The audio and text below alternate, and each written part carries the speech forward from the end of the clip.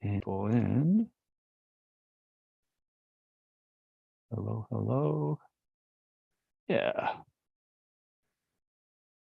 Okay. There we go. Welcome, one and all, to Piano Tech Radio Hour once again. Great to see you out there in global Wi-Fi, internet land, out there on YouTube and Facebook, and here in the Zoom chat. By the way, if you are out there on Facebook or YouTube and you're watching live, then you do have the chance to join us here on Zoom. So I will quickly pull together a link so that you can do so. Give me 1 second here to find it. Search this page and made a note of it. Can't find it. There's that. Here it is. So if you're viewing us on YouTube or Facebook and you want to join us, I've got a link for you. You'll just register quickly, and then you'll be able to jump on with us here on the Zoom call. I'll put that in the chat right now so that people can hop in. And oftentimes we do end this early. We do end the stream early, so it's advantageous to get in here and jump in. I don't think I put the full link here, so give me 1 second. I'll get that out. Didn't, for some reason, it didn't copy. So let's do this again. And I'm also putting some other information in the chat there on Facebook and YouTube, which you will see, and I'll explain in a moment, but we'll quickly. What I did put there on Facebook and YouTube already is a link to subscribe to the podcast, which I totally recommend everyone does. Yeah, there we go. And I got that info, and I might as well share the same stuff here in the chat window for our viewers here on Zoom. And then we'll kind of get going. Good to see everyone. Let me just double check that we've got everybody let in from the audience. I will make you co-host, Chris, in case you need to let anybody else in. Looks like we got a good turnout here, and yet more waiting in the wings. Okay. All right. I think that's sufficient for us to start rolling, and then I'll just slowly let people in as they trickle in from here on forward. And it is officially then time to say, welcome to Piano Tech Radio Hour. We gather here every Saturday to meet with and learn from the most fascinating and knowledgeable folks in the piano world, including manufacturers, rebuilders, musicians, makers of other instruments, and of course, piano techs. Let a few other people in here. I'll also spotlight myself for everyone, and I guess today's guest is a little surprise based on my email. It's a little bit cryptic, so I'll feature our guest today. If you know him by face, you'll answer your mystery there. But yeah, our mutual goal here is to become better at our craft, help each other, create an ever more musical world together. And Piano Tech Radio Hour is brought to you by Piano Technicians Masterclasses. That is an online learning resource bringing you cutting-edge instruction from piano industry masters without leaving your home. You can find out more at pianotechniciansmasterclass.com. If you'd like to keep up with us, attend live sessions every week easily and support the future growth of this fine production, you can subscribe to Piano Tech Radio Hour at bit.ly/join PTRH. That's bit.ly/join PTRH, all lowercase. And I want to say up front here, make sure to check out our most recent masterclass on French polish by Doug Gregg. That was an excellent one. I put a link there in the chat for the Zoom session, as well as YouTube and Facebook. And then also, we will be having a masterclass you could sign up for with David Clavins, the innovative piano designer from Europe, who created these pianos you have to climb a staircase to play, as well as a new piano design. He's created this very small unicorda, 1 string per note, with a very intentional design and form function that we're not used to seeing. And he'll be talking about piano design and and steel construction, and the benefits of various materials in piano making. And I put the link in there. That'll be on piano design again, April 20th, Thursday, coming up here pretty soon. And that's 3 p.m. Pacific time. If you go and you want to sign up earlier than later, because the one-off lecture pricing goes up as the time goes by, just to incentivize people who get on the board early and make sure we can plan and prepare properly. And you can also just subscribe to Piano Technicians Masterclasses at the craftsman level, and you'll automatically be able to attend that. And that's only $79 per month. And then you'll be able to attend every masterclass we have every third Thursday of the month moving forward. And those will be at 3 p.m. Pacific, 6 p.m. Eastern. Just kind of like a nice meeting of the minds you can put in your calendar. And if you can't make it live, you can always make the recording. And then I'll put a feedback link, of course, in the chat later. You can always subscribe to our podcast as well. In fact, our guest today, who I will introduce in a moment, was recently a previous episode of Radio Hours released as a podcast for him. So that's a good one. So who is our guest is Chris Brown. And that podcast session that came out recently was him talking about trial and error in the piano as a sort of intentional practice of learning and refinement in the piano tuning and elsewhere. So you can check that one out for free at the podcast. It's Piano Tech Radio Hour podcast. If you search, you can find it anywhere. I'll make an introduction now to our guest today, Chris Brown, RPT. He started work as a piano tech in 1977. And before I continue, let's let in a few more people. And then he graduated, of course, of North Bennett Street School, if not the finest institution for learning piano technology. He has worn many hats in his career: college technician, concert tuner, rebuilder, private customer, piano care provider, teacher, and now designer, engineer, and manufacturer. In 2005, Chris officially specialized in grand regulation rebuilding, and he started work on the tools and protocols that have become the Grand Work system. Good regulations do benefit from customer, tech, dealer, and manufacturer focus. With the Grand Work system, Chris has reduced the experience needed to successfully regulate grand pianos. His goals are to help those entering the trade and those hiring folks entering the trade enhance the work for both beginners and experienced technicians. So that should give a great background. Really excited to have you back again, Chris. How are you doing today? Good, thanks. Awesome. So, we'll talk a little bit of an intro here on just kind of what you've been up to since the last time we chatted. You've been putting some YouTube videos up actually for many years now. And we thought it might be interesting to kind of check out your YouTube channel, just maybe call out a few interesting videos, both historical ones that are popular, as well as maybe some recent ones that you think people might find interesting. And then beyond that, we'd love to talk about some of the articles that you've been writing on your blog if we have time, as well as giving an overview of some of the materials that you've been submitting for the PTG journal. It seems like for quite a while now. How long have you said you've been doing an ongoing series of articles for the Guild Journal, Piano Technicians Guild Journal? How long do you know has that been going on? No, the ongoing articles are for me on my blog. Okay, on your blog. Okay. The journal did take about 10 of them. Okay. Had me edit them down to 4 submissions. Okay. And what are the release dates of those? Like, when did those come into the journal? All within the past year or few years, or? It was either last year or the year before. There was one in 2015. My enthusiasm for key steps was surging as I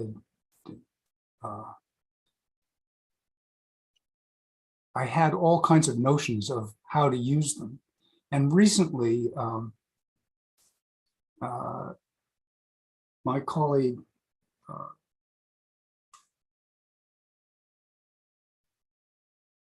a colleague,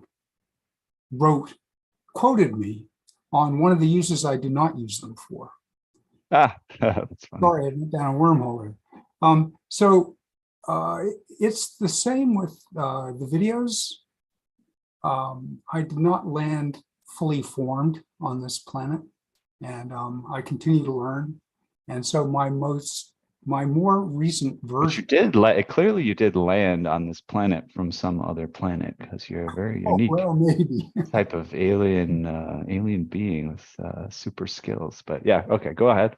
So the more recent content is more up to date on uh, my path of discovery. And it's not like these are earth-shattering discoveries, but some of them make a difference. And so although I may have spoken confidently in 2015 about key dip as a use for key steps, it was just impractical. You couldn't get them small enough. And anyway, it led me into a better way to take measurements for setting up on the bench, which is using the action. I mean, each of the protocols that I have they stand on the shoulders of the protocols that we all know and grew up with, but they're a little bit different. Error and accumulated error is a problem. And when you're out on the bench, the piano may not be with you. And even if it is with you, if you do work that needs adjustment in the piano, it's a bit frustrating, annoying, and it costs extra time. So if you set up on the bench to just do the work accurately, you have better light and a better height.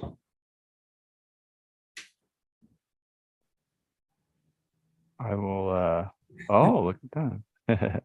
This is the full part of the full Monty. This is the full Monty custom key bed, and it's on a base that adjusts automatically. But I have a version that just goes on your bench, and then I have a version of the tools that you can set up and with a little more elbow grease get the same results on your bench with your tools mostly. But the key step is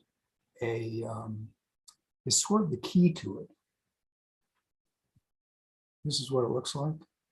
And I mean, it's not my idea to have a block with a machine screw in it, but I realized it was at the point where I realized, and this is pretty slow of me, that I should, first of all, regulate my 1 and 88, and at the time also my first and last sharps, to their final height, then put the little device underneath it and turn it up to just touch. That way, the key is finished. When I've finished my leveling, which is what I was using it for, then those keys would be leveled. Well, the thing about that is that when this just touches, the key is sitting on the balance rail and the back rail, and the key step, which is sitting on the front rail. So the key becomes a gauge for the shape of the key frame. And it's very accurate. It fits on front key pin. And so it can travel back to your shop or up to your bench or whatever without falling off, getting confused with other ones. Anyway, there's a whole series of steps that employ this for both key leveling and also key frame transfer of information out to the bench to set up so that you don't have rework when you come back to the piano. So to utilize that, does the action stack have to come off and you pop it on top of a key pin, or what's the process of utilizing that? You have to take off the front.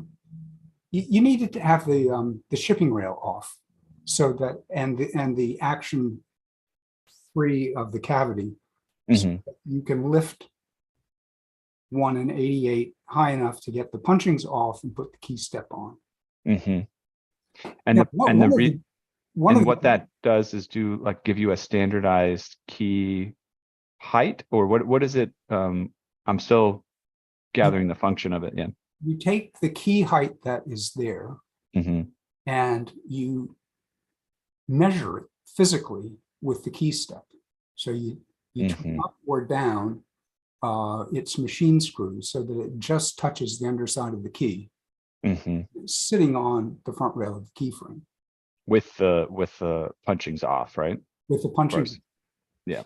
So in a Steinway, if you have a crowned front rail fit, you need to have the cheek blocks in and bed those cheek blocks so that they hold the key pins down, completing the fit, but don't overbear on it. So the process of trying to develop this system has taught me a lot about what I do and what we do and what we've been told and the truths in it and the partial truths. Currently, I have a Steinway C in my shop, which this is the action to it, which spent some time down on the Cape here in Massachusetts, where it was exceedingly humid and a whole bunch of the hammers just popped. Or actually, it's like this, popped. Right. And the keys were all seized up. And anyway, the owners of this piano moved into a smaller place. They wanted to sell it. And so I ended up sort of redoing the action part of this job. And so one of the interesting things was to revisit my keyframe bedding because it had no symptoms. It seemed like it was fine. I never had a complaint, but it was cantilevered. All three rails were not grounded properly. And it's interesting. I think at the time I took the whole action apart, bedded the keyframe on the key bed, then reassembled. Because when I took it apart, the keyframe, and I backed up the balance rail, I didn't take it apart. But when I backed up the balance rail, the back rail and the front rail then proceeded to fit properly. So it was an easy thing to rectify. And I used a W&G keyframe bedding tool to monitor this. But I thought I had done, a lot of effort and money went into this job. I thought it was perfect, but it wasn't. And consequently, if you took the action the way that was, and whatever kinds of sampling you did in the piano, when you get to the bench, they're not going to work because the keyframe wasn't fitting back there. Now you're fitting it out on the bench to where. A hazard of the hold down system the Steinway employs is that it can force a fit that has repercussions in other places in the action. And I came into confrontation with this, trying to set up an action on a station with a technician. I was delivering this station, and I did a class the night before, and in the class, I had skipped the step of bedding the cheek box. It was there on my protocol list, but I hadn't done it because it was a brand new Steinway B. And what I discovered was that both of the cheek blocks bore on those pins more than they needed to. And because they did, they forced up, vectors went out into the action. And when I tried to fit it on the bench, went round and round in circles. So, yeah. The other thing that I'm doing that you mentioned, I have some videos, and they're home videos. Mostly my head is up like this and you see my hands. And I'm going to put a link right now into the chat for your YouTube channel, just so people can, we'll go there in a few minutes just to kind of see some of what you're doing and check it out. The other thing I've been doing is, as you mentioned, I've been writing blog type articles. They're not very long. The ones that got published in the journal recently were 3 or 4 each. And then, of course, some stuff was weeded out too as I went. And recently, although I veered from the course, I'm at, I don't know, about the 35th episode or something. So I'm long-winded in one way, but each article is short and it's identified as to what I'm talking about. But what I did was I took a series of a slideshow that I created for an online class early in the pandemic with a piano that I'd recently been working on. I just had taken some still pictures and I put them together into a slideshow. And I gave the class and they worked well. And then I wrote captions for all of them and posted it. So that was sort of a leg up from just the picture. The picture is definitely a leg up from the words, but the caption helps to key you into what's happening in the picture. Mm-hmm. But whenever you use a picture in a class, or in this case for a PowerPoint presentation, there's always more that can be said. And so I sort of took that notion and just started at the beginning and photo by photo talked about what was in the photo. There are a few places where I added photos. There are a couple of places where I went off on a tangent with a different piano.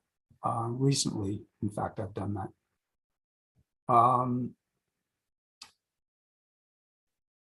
But a virtue of it is that it takes the process sort of from the beginning toward the end. I may never actually get to the end. I don't know. But there's a lot to be said, way more than fills a class. For a while, I was doing training sessions at the National pre-COVID. And it went from being 4 sessions, and I was doing them at my booth in the exhibition hall, to being like 3 days worth of sessions. And you still don't really get through it all.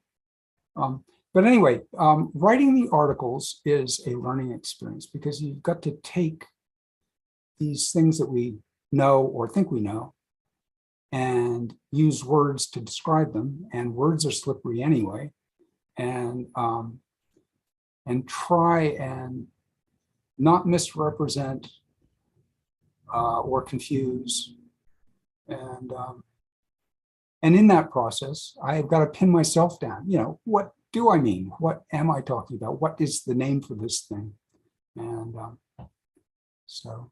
Yeah, it's a great process. I mean, I feel like everybody should, even people who don't, but traditionally teach, or you should try teaching, right? Or if you don't write articles or books or whatever, you should try, right? Because it's part of the educational process. I think I know it's hard for people who aren't into that and haven't done it before, especially, right? Because it's a big step. But kudos to those folks that are stepping up and saying, "Oh, I'll teach a class at the convention." Right. Oh, okay. I'll get on. And, we've had some folks who came and did some radio hours and master classes even for us that haven't necessarily done a lot of that before. And I'm always just very encouraging of folks to, to have to do it for the very first time or the next time. Because like you said, it's not only a benefit to everyone else, it's a benefit to you, because then better what you're talking about. And I have to say, like, even for me, I'm often, because I have a team of technicians in New York and we have a new technician now in the Chicago area, always trying to explain things. And I would say just like piano tuning stuff in general is some of the hardest stuff to explain, or you're like, just even tuning stuff where you're talking about, so there's this partial, so there's a string that's ringing and it's got, all these partials happening at the same time. And this one has to line up with this one, and that one has to line up with that one. And you got to play this note at the same time. And I noticed myself, trying to explain things just like coincident partials in actual situations, and even haven't had it to explain it several times. It's just not easy to communicate, right? And putting it into words is different than knowing how to do it. So yeah, I mean, kudos to you for jumping in there and doing this stuff. So they're self-styled, I'm sort of writing for myself in a way. Who is my audience?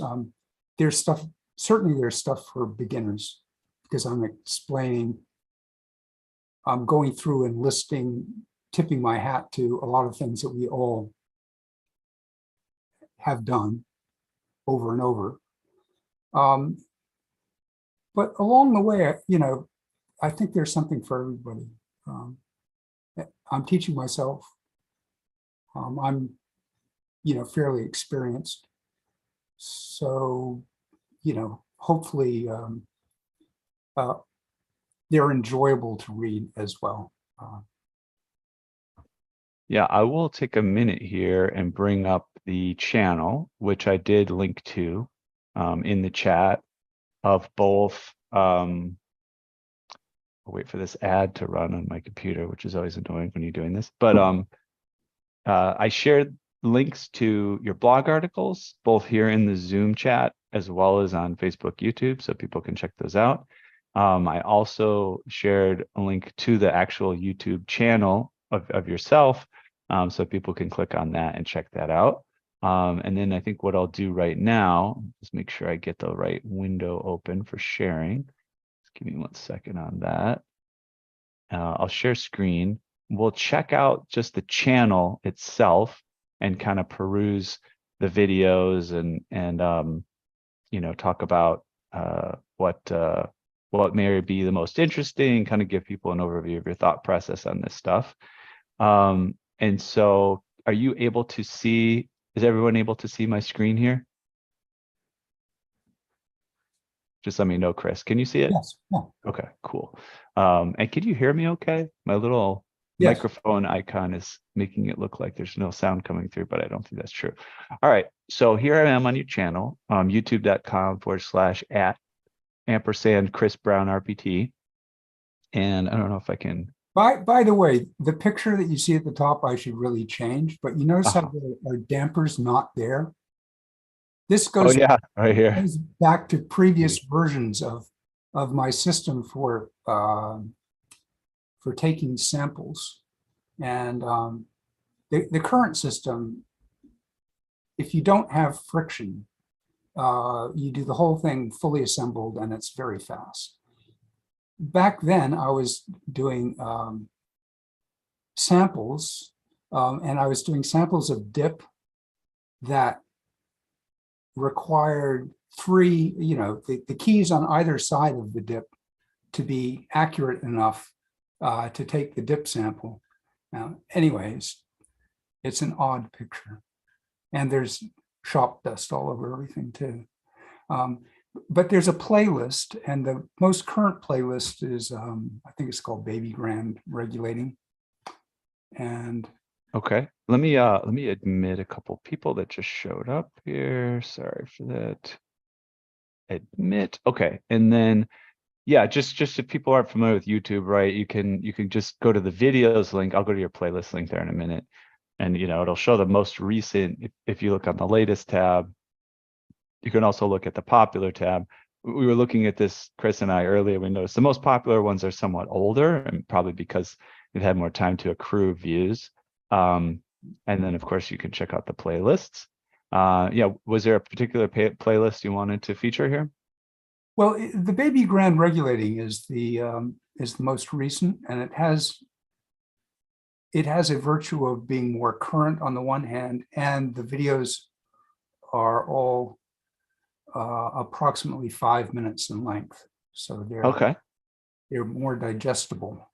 Yeah, I mean, that's really incredible. To be honest, it's great to like, I know so many technicians, beginner, but even quite experienced. Hopefully by the time you get a lot of experience, you could teach someone else, at the grand regulation process, right? But yeah, so many people are like, I've done the exam to become an RPT, like I know how to regulate, I've done a few, but I would love to see an experienced veteran go through the regulation process, Well, right?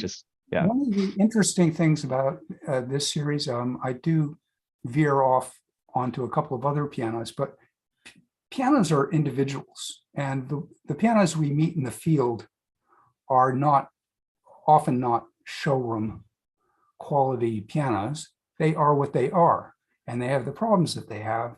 And this particular one, if you follow this video, it takes you on a quick tour of the spillage that's in the back. And should we watch a couple? Is it worth it, or did you just want to share the list and just so people know about it? I mean, we don't have to watch the full ones, but we could check it out a little bit. Yeah, if you want to. All right. A recent one. Okay, let me, I think I had the sharing sound off on this let me stop share and reshare for a second.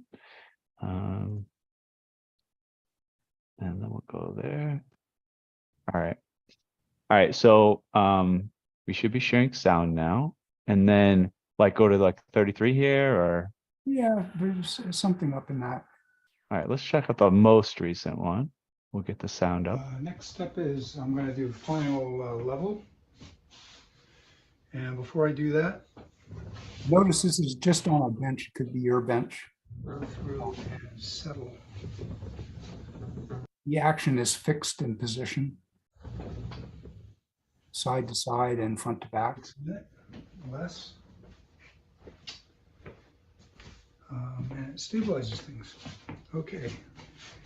Now I have to what I just did there, front I settled the punchings at the front of the key and the balance of the key and the back of the key. And you can do another version along just rubbing your hand down the length of the shanks with downward pressure that will settle any air that's in the knuckles or the whip cushions.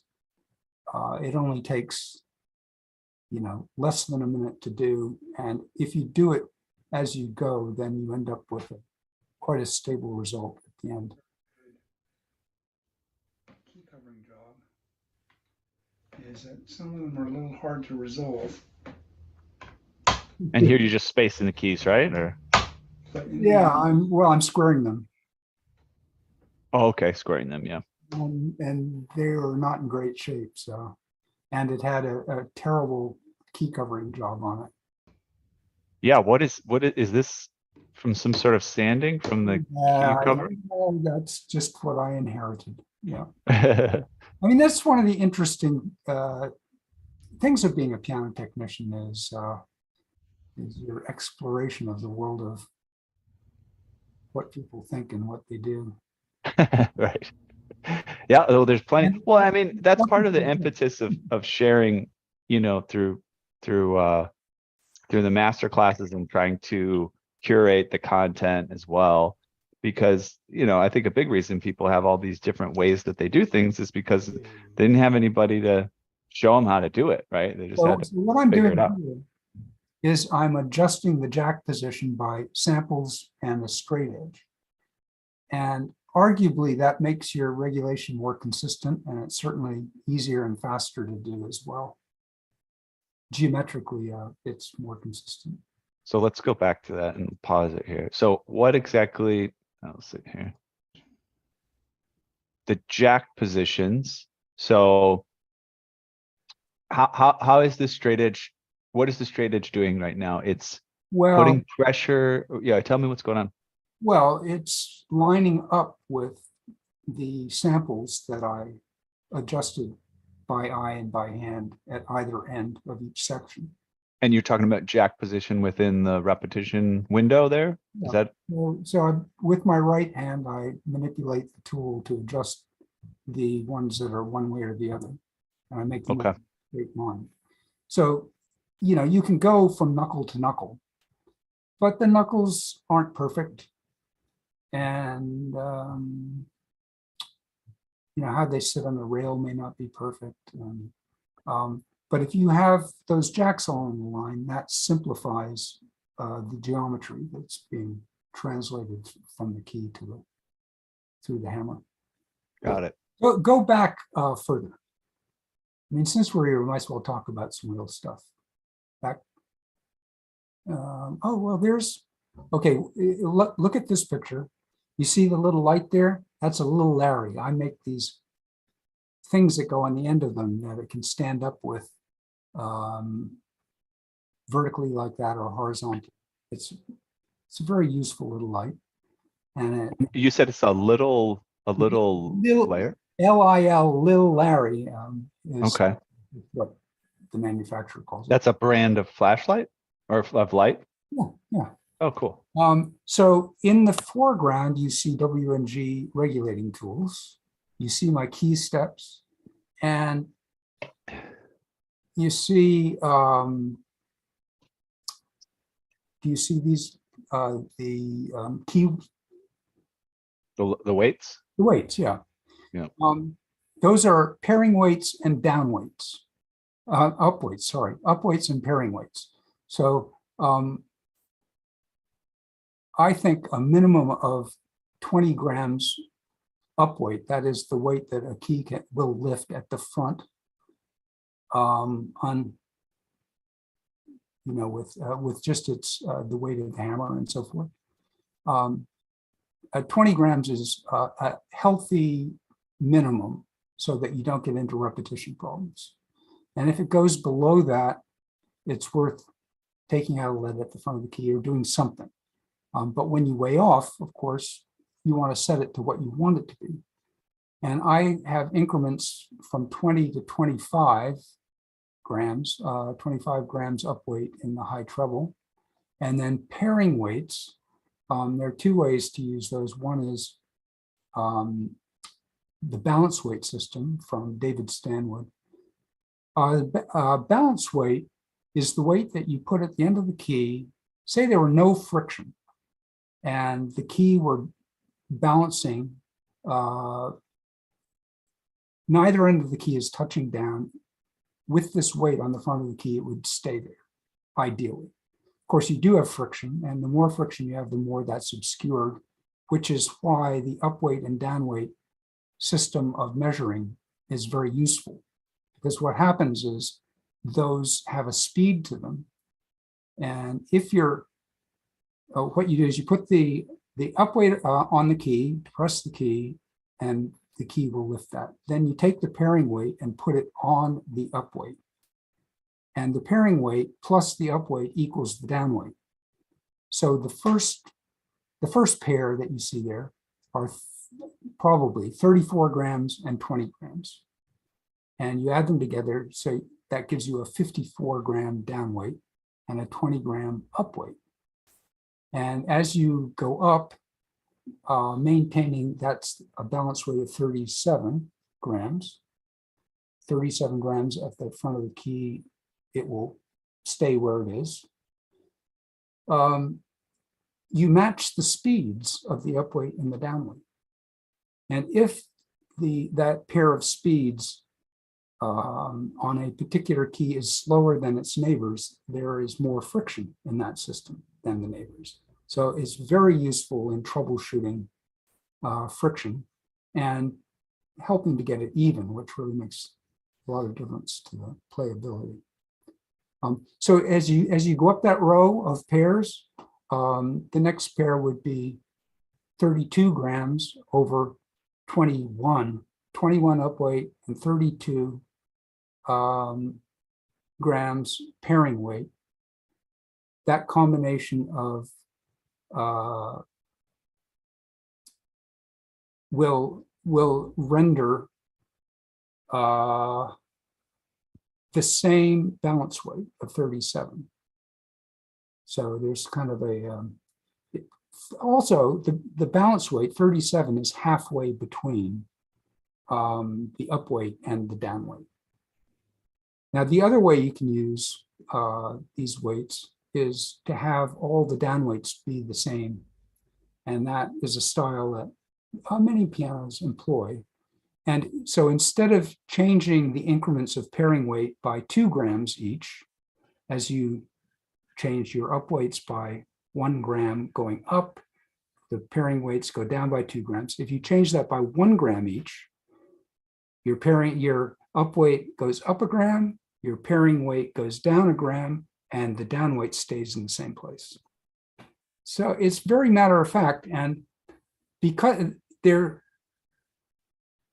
going from section to section, you don't have to choose where you're going to switch. It's just a question of the clarity of the symptoms that you get, because they all overlap each other. And they'll give the same answer if the answer is visible, if it will actually lift the up weight in particular. Okay, so enough said about that, but that gives you a little content of what I do and teach. And yeah, is it worth highlighting, either watching any more snippets, highlighting any of the playlists, kind of telling people, showing people what you've been up to recently? Or I think if you go to that particular playlist, that's it moves from first steps of keyframe bedding and sampling to setting up on the bench. And I'm using, as you can see, it's a piece of MDF, but it could be your bench. So it does have the regulating rack, which is part of my system, and it does have key steps. But most of the rest of the tools are just the tools you already have in your kit, and the knowledge that you already have in your kit that is applied just slightly differently. So if you go to that playlist, you can pick something out that interests you or you have a question about, or you can go from one to the next. If you might want to do that in small increments, because my voice does drone on, and even though they're only 5 minutes each, it's a lot. Yeah, well, I mean, it's nice you have a little description here, maybe on at least this one, maybe all of them, of what's going on, and that's helpful. Yeah, and I think to watch it like you would watch Netflix, probably not, right? This isn't like the latest blockbuster fiction film or something. But if you're like literally doing a regulation, it's invaluable. You could sit down and this will not be a terrible rabbit hole. You won't have to stay up all night. But it may provide you with, just seeing another person's point of view. Just don't ask your significant other to binge watch. No, before bed at night. They'd probably rather watch The Late Show or something. This is cool though. So, and this is also some of the most recent stuff that we saw when we looked at the sort of playlist. Well, if you look at the videos in general, it looks like a lot of this is also the most recent stuff you've put up. This last one was almost just a day ago, and very recent stuff. So that's really cool. Should we maybe click on a couple of these blog articles that you had highlighted as maybe a next step in what we review today? Does that sound like an interesting avenue to check out? Yeah. Okay, I did put links to these in the chat. If you go to one of the videos, one of these videos, of the recent ones. Okay, you want to do like 32 here, or so go to 32 and look in the notes. Okay, here should be a link to the website, so you can just go directly over. Oh yeah, no, I've got the link. I can I'll just open it right here. But it shows this one. Oh, how to find it easily. Yeah. I put links to these blog articles, but a blog article on weighing off like this. That's cool. And does each video doesn't have a blog article, but some of them do? No. it's a recent notion prompted by my son, who's very savvy in these things, that I ought to Got make it. things up. I mean, ultimately, probably a sensible thing would be to make a video and write an article about the contents of that video and link it that way. But at the moment, it's not that coordinated. You know what? Use some AI, Chris. AI is on the way too, I'm sure. Actually, I could give a little. It's stealing my stuff as we speak. Well, I mean, just briefly, I'll mention what would be interesting is you could go here if you want to start your blog article. You go to the transcript Oh, stamps, and you could grab that text, and you could go to like an AI, and you could pop it in there and say, hey, see what it says. See what it's learned. yeah, exactly. This is yeah, maybe I'll even do it. Let me see if I might do it in the background while you're talking about the last one, just to see what happens here. And I'll share it and see if there's anything useful. But I know some people are still just getting their feet wet with the AI stuff. So why don't you I'll get a new tab, and I'll try that out on a different screen here. But yeah, why don't you explain this article here while I'm yeah. Well, I mean, mostly since the tools that I've made are for regulating grand pianos, that has been my undertaking the last 15 years or so. But meanwhile, I'm a piano tuner, and early on, I attended a class by Al Sanderson. And I went from the blood, sweat, and tears I poured into the traditional round the circle of fifths tuning. I immediately jumped to a version of what I remembered from his class of using major thirds that are linked to each other in a sensible way. And I've ended up with basically the piano tells me what to do. I mean, I know what to look for and listen to, and I'm imposing this structure on it. But the piano, I mean, I guess it does for all tuners, but it's instead of counting beat speeds, I take the relative information of beat speeds. Okay, so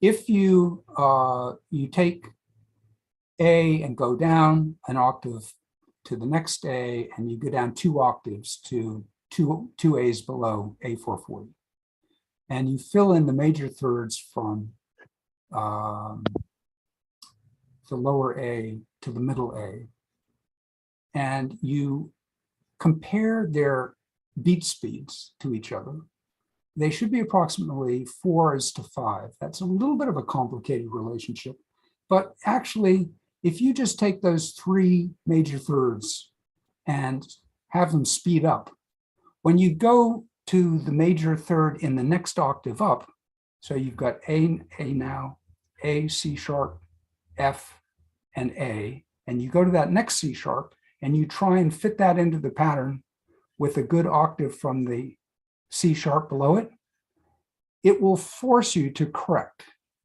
And then when you go to the F, and then you check out your top A, those 6 major thirds, if they ascend in speeds, will force you into the right place for a best temperament very quickly. And anyway, I go on to explain how I do the rest of it. So I've written this one little thing, a little gesture toward the tuning part of my career. And I've given a couple of classes on it, maybe more in the future, because tuning is a real important part of what we do, how we organize ourselves. Should we check out one of these other articles? Sure, yeah. Let's see here. Let's bring up this one. CA glue pin block repair. Okay, here's another one. I had a Steinway A3 customer. Well, customers, they were in their late 80s and they had a limited budget, and they had, this lovely Steinway that was old and had a failing pin block. And I'd heard about this technology. It was in its infancy at the time, and I tried it, and it worked. It gave them a tunable piano. Then I could do the other things that were needed, and they had a playing piano. And I don't visit many pianos personally these days. I have somebody that does my tuning for me, by and large. But when I was visiting pianos, of course, I would meet all kinds of older pianos that had, to one degree or another, failing pin blocks. And particularly upright pianos, you have, what essentially is a very nice piano that, you're going to have to throw it out. So when CA glue came along, you could put it on its back, apply the glue, let it sit overnight, and worst comes to worst, if the structural damage inside was too severe, and this only happened to me once, then you just back away. They've paid you for the time to make this attempt. But if it does work, now you can restore the piano, or you can regulate the piano, or you can tune the piano. And they go from having something that is more or less a piece of furniture into having a musical instrument again. It really changed our industry. Unfortunately, the enthusiasm for rebuilding uprights and even grands that aren't called Steinway or Mason and Hamlin or a European name has fallen by the wayside in favor of new pianos, which of course they're cheaper, and some of them are very good for what you get. So expensive to restore. So what can I say? But CA glue, here's a little my version of what I do, if it can be useful.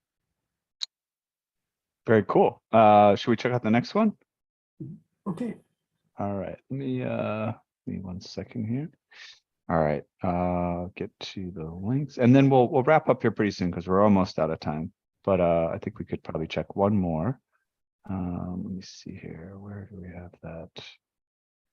Here we go. Do this keyframe betting one. And we'll put that over here.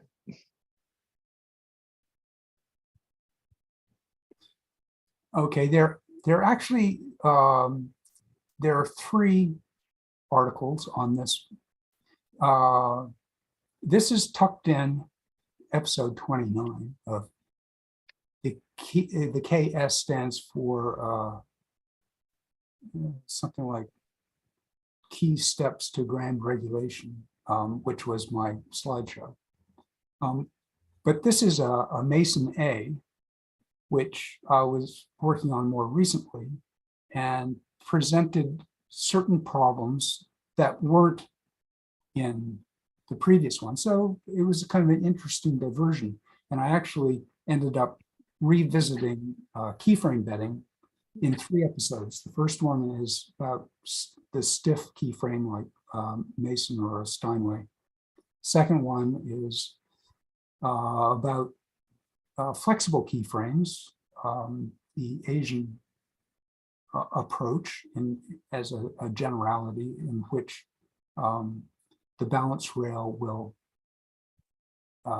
fall rather than be suspended. And then the third is edge cases. For instance, those that don't have any glide bolts, and there are a couple of other sort of curiosities, but they all sort of resonate with each other in terms of your thinking and your process.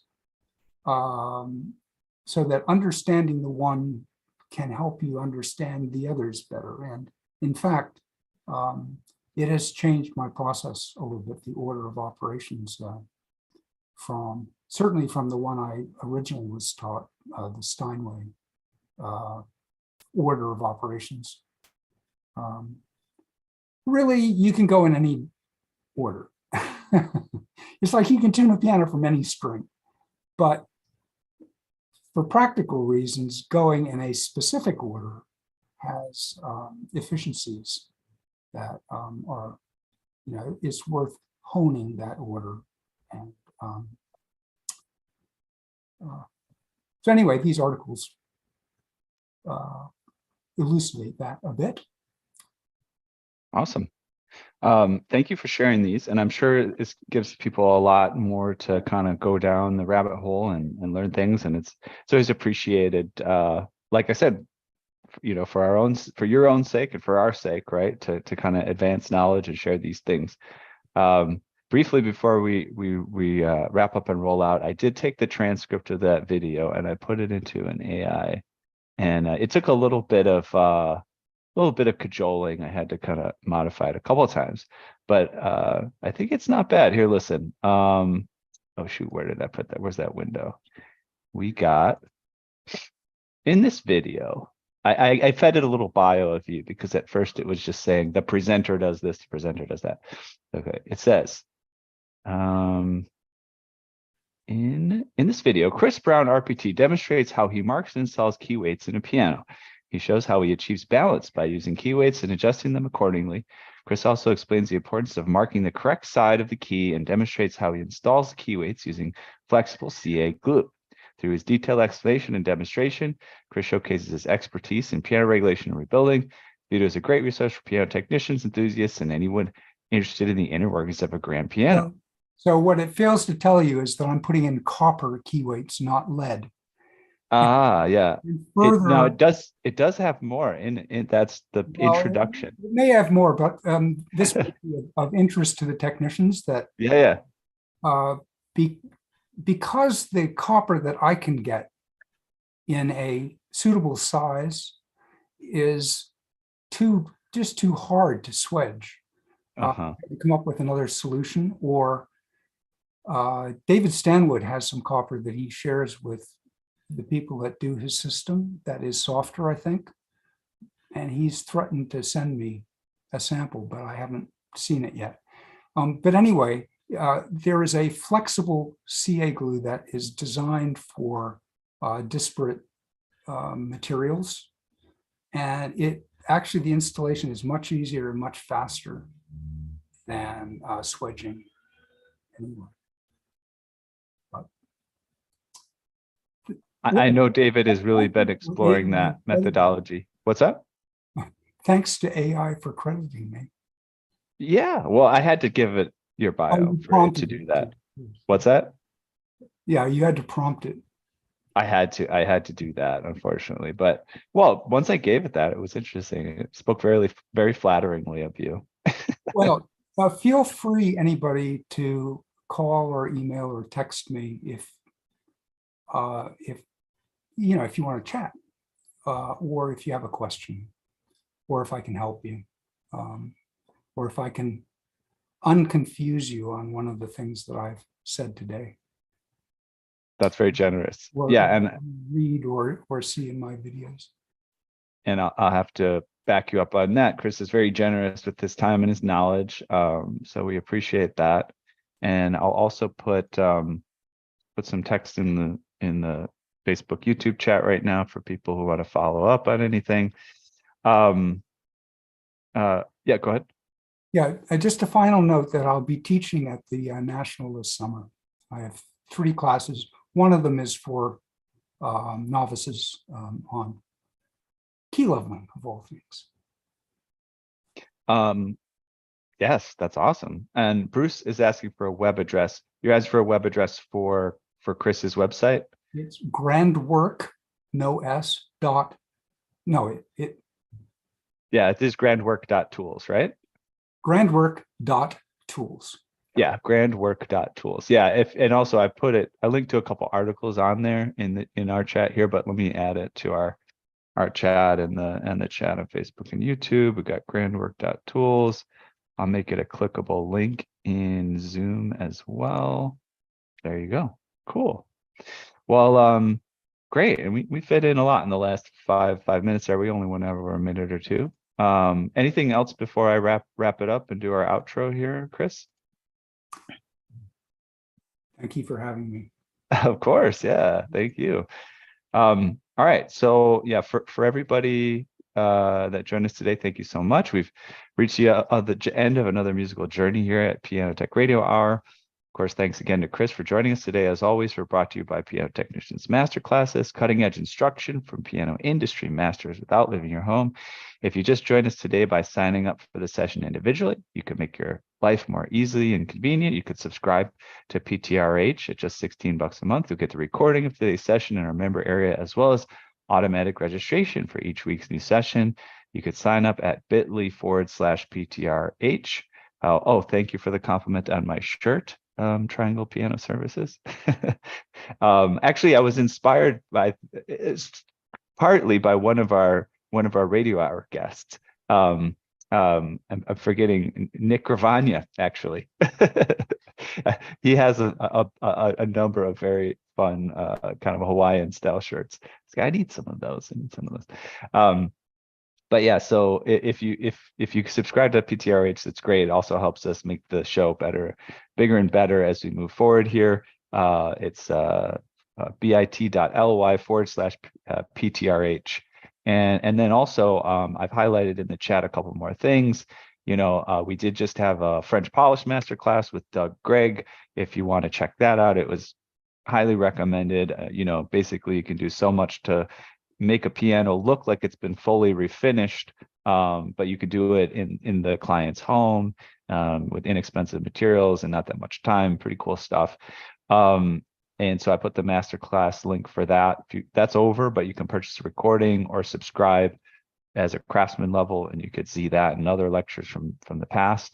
And then the David Clavins masterclass is coming up on the 20th of April, just a few days from now on Thursday, 3 p.m. Pacific time, 6 p.m. Eastern time. He'll be talking about design and construction of pianos and steel, the use of steel in pianos, and contrasting to other materials.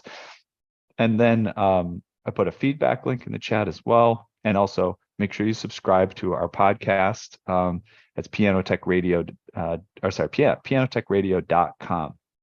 I put a link for the subscribing in that. And by the way, I found out recently we are a top 100 performing arts podcast on Apple iTunes. So very excited to be making some progress, and that all comes from your support out there. So make sure to check out the podcast. Great for the car or the workshop or doing the dishes or whatever. And share it with your friends. Make sure to leave us a review, all that good stuff. Okay, I think that's enough for today. Appreciate everyone for attending, and we'll see you again next week. Bye-bye.